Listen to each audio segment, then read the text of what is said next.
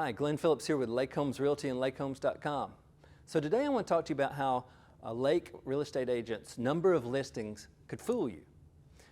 Now, I want to say right off the bat, we have agents with lots of listings, and those move, and so having a lot of listings is not necessarily a bad thing, but there are situations where you may want to engage with an agent to help you buy or sell, and you go, look, they have the most listings in the market.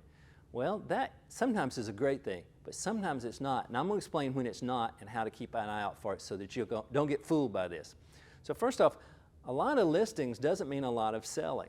There are people who may list at a high price for the market, it doesn't go anywhere, or it sits and sits and sits and sits, and then there's a price cut and a price cut and a price cut and a price cut, and they get less money than they could have if they'd been more aggressive. So be aware of, and I'm going to talk to you in a minute about how you can kind of figure out, is this a good set of listings or not so good.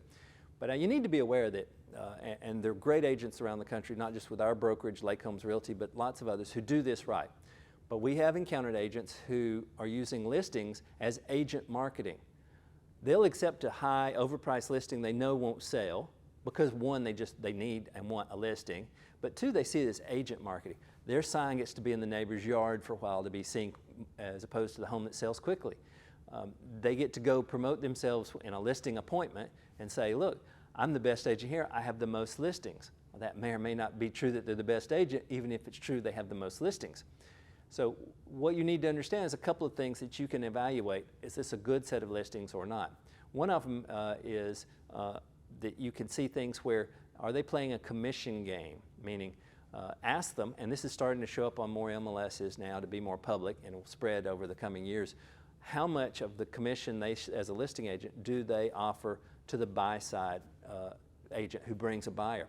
Because we see agents who offer almost nothing, and that means, and they shouldn't do it, but it means agents who see that they're offered almost trivial things like $1 or $50 or 0.5%. And so these agents are less enthused if they've got 15 houses to show their client to include that house in the 15. Not supposed to do it. We don't advocate it for it, but there are agents out there who do these things. They're human. So you need to ask, tell me about what you offer to the buy side on your listings and see if you can back that up. You can also ask about days on market, because if you have a lot of listings but they're selling quickly and you're getting more listings, that's a great agent. And so if most of theirs are way above average on days on market, it shows they're taking a lot of listings and they're not in a hurry to sell them. And that's crazy because the market's hot for the right price properties right now. And so they're keeping their listing count up by letting them sit on the market at overpriced prices. Well, that may help that agent, but it doesn't help their sellers. And it doesn't really even help the buyers. So are they cushioning things to keep things on the market instead of get it sold, which is the goal? You can also ask about, can they show proof of sale price versus original list price? Because if they've been played a commission game and they've been a lot of days on the market intentionally, then those are overpriced homes that if they do sell, you're going to see them have several price drops and then maybe negotiate a big price drop once the sellers have become frustrated that their home hasn't sold and they finally kind of give up and throw in the towel.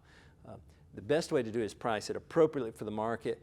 Don't sell it in one day. You probably leave money on the table because the out-of-town buyers can't find you, but have a reasonable period to be on the market, and those are the things that you want. And you want an agent who has the appropriate shorter days on market, they're offering a comparable commission to bring other buyers in, and that their sale price is pretty close to their original list price with some reasonable negotiation. Not that they've exaggerated it to fool you into listing with them for something that may or may not be valuable. So kind of down in the weeds on this one, but I hope this is helpful as you're looking for a real estate agent, evaluating them.